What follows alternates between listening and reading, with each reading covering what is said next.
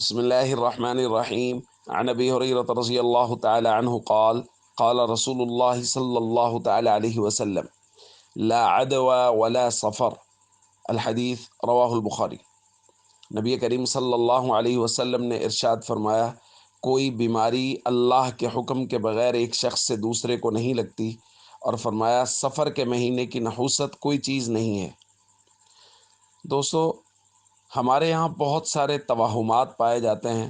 ہمارے معاشرے میں بہت سارے لوگوں نے بہت سارے مہینوں کو سوگ کا، نحوست والا مہینہ قرار دے رکھا ہے، جس کے اندر خوشی کرنا، شادیاں کرنا، یہ ساری چیزیں لوگ اپنے طور پہ معیوب سمجھتے ہیں یا ان کو اچھا نہیں سمجھتے۔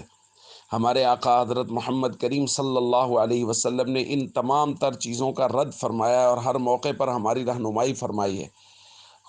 سفر کا مہینہ بھی انہی مہینوں میں سے ہے جن کے بارے میں لوگ بہت سارے توہمات کا شکار ہیں کہ اس کے اندر بلائیں اترتی ہیں، نحوستیں ہوتی ہیں، لہذا اس مہینے میں کی گئی شادیاں وہ صحیح نہیں ہوتی۔ عام طور پہ سفر کے مہینے میں شادی نہیں کی جاتی۔ تو یہ سارے کے سارے دوستو توہمات ہیں، اس لیے ان سے ہمیشہ بچنا چاہیے۔ کسی بھی مہینے میں، کسی بھی دن میں کوئی نحوست نہیں ہے۔ نبی کریم صلی اللہ علیہ وسلم کی واضح نصوص موجود ہیں کہ حضور علیہ صلاۃ والسلام نے فرمایا کسی چیز میں کوئی نحوست نہیں ہوتی۔ اور سفر کا تو حضور علیہ صلاۃ والسلام نے خاص طور پہ ذکر کیا، کیونکہ یہ زمانہ جاہلیت کی ایک بات تھی جو لوگوں کے ذہن میں تھی کہ جی سفر میں بڑی نحوست ہوتی ہے سفر کے مہینے میں۔ تو اللہ کے نبی صلی اللہ علیہ وسلم نے اس کو بہت واضح فرما دیے۔